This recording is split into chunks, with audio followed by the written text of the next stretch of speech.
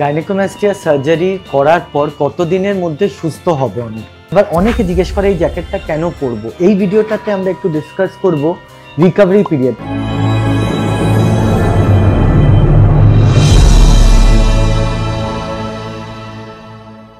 নমস্কার, আমার নাম ডক্টর অনির্বাণ ঘোষ। আমি একজন অ্যাস্থেটিক প্লাস্টিক সার্জন।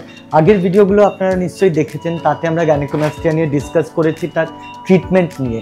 এই ভিডিওটাতে আমরা একটু ডিসকাস করব রিকভারি পিরিয়ড, মানে কতদিনে পেশেন্ট সুস্থ হবে।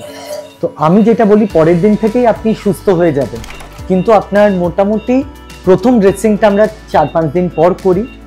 ততদিন একটা টাইট ড্রেসিং থাকে বলে আপনার একটু ডিস্টারবেন্স হবে।